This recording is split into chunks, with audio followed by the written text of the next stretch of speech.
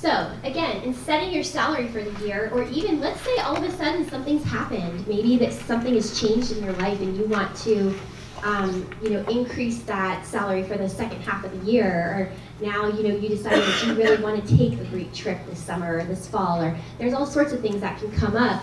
So what is your average commission? You guys need to know what that is. What do you need to sell each month to make your goal? And that comes back down to what we were talking about earlier. How many listings do you need to take? How many of those are going to sell? How many buyer agreements do you need to have signed so you know that you're going to have buyer closings? You can backtrack out from setting your final amount that you want to make, use your average commission, and then start figuring out how many transactions that you need to complete.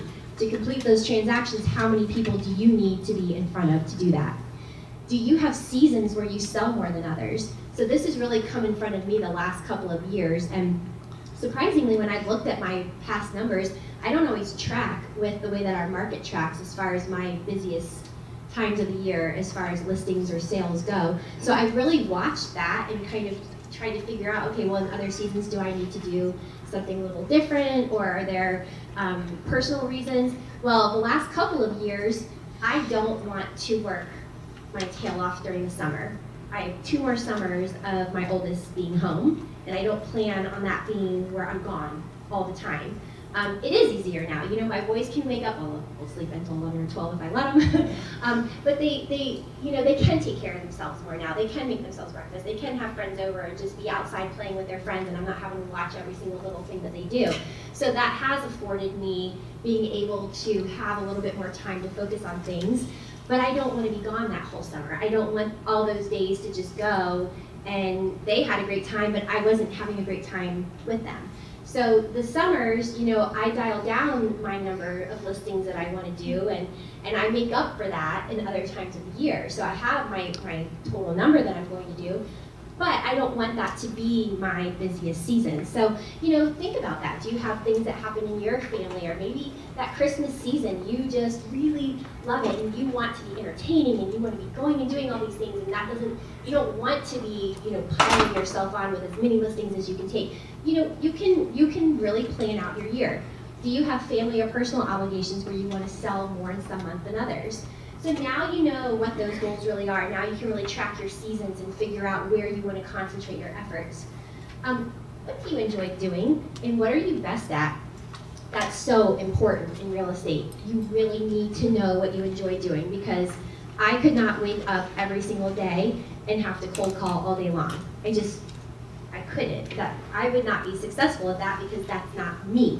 Now, I know other agents who have been so successful from doing that, and that's them.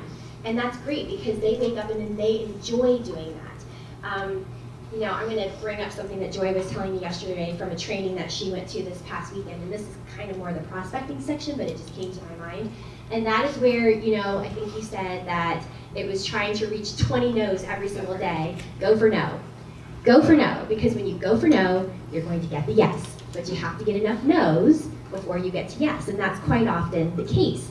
You have to enjoy what you're doing and how you're doing it, because you're going to get the no's, and you don't want to burn out. You don't want to get frustrated. I still, get upset for rejection. I think everybody does. I mean, that's just being human, especially if you know what you have to offer and what you can do to help people. So know what you enjoy doing. Is that getting in front of people? Is that going to lunches? Is that being involved in groups? Are you the kind of person where if you had to go to lunch every single day, or go to coffee, or join these groups, you're just not as social and you'd rather chew your arm off than do that? Okay, well then, find a way to do your business with something you're going to do. And AveryHess has created an amazing business from the relocation side. There are many businesses who require, realtors' help. I mean, there's a lot of ways that you can do real estate. It's not just all getting in front of your local buyer and seller every single day. So what I'm encouraging you to do is figure out what you enjoy doing and then do it. Don't do what I do or what someone else does. If it doesn't fit your personality, and notice I'm not saying it doesn't fit your comfort zone, you won't do it and you won't be as successful. That's why when I heard Marilyn Jennings, she was just very similar to the things that I enjoy doing. She was somewhat similar in personality. She was a realtor in Canada. And she resonated. I heard that, and I'm like, oh my gosh, I listened to all of her tapes. tapes in the car. I would listen to them all the time while I was driving around, and really learning that system and figuring out what that system does. So, maybe you can take just little bits and pieces, turn it into your own system.